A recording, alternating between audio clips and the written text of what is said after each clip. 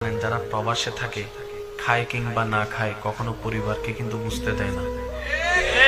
পরিবার ওখানে প্রবাসের মধ্যে শুধু পরিবারের মুখে হাসি, শুধু পরিবারের মুখে হাসি ফুটানোর জন্য আমার প্রবাসী ভাইরা দিন রাত হয়তো অনেক সময় টয়লেটও পরিষ্কার করে, কিন্তু পরিবারকে জানতে দেয় না কিভাবে সে টাকাটা উপার্জন করছে, নিজের জীবনকে শেষ করে দিচ্ছে শুধু পরিবারের মুখে একটু হাসি ফুটানোর জন্য। এরকম অনেক হাজারো লক্ষ প্রবাসী ভাইয়েরা আছে না নাই? শুধু পরিবারের জীবনের জন্য, পরিবারের হাসির জন্য নিজের জীবনটা পর্যন্ত কুরবানি করে দিচ্ছে, সমস্ত স্বপ্ন ভেঙে দিচ্ছে, পূরণ হচ্ছে না। আপনার ভাইকে মোবাইল কিনে দিচ্ছে ঠিকই, নিজে ব্যবহার করছে ওই কোন রকম ইমো চালাইতে পারে এরকম ফোন। ভাই বলেন আছে না নাই? আচ্ছা একটু একটু বলেন, এখন মা বলছে আমার কেমন জানি খুব অস্থির লাগছে, আমার কেমন জানি খুব অস্থির লাগছে, তোর ভাইকে একটু ফোনটা দে তো। আমি বললাম কেন?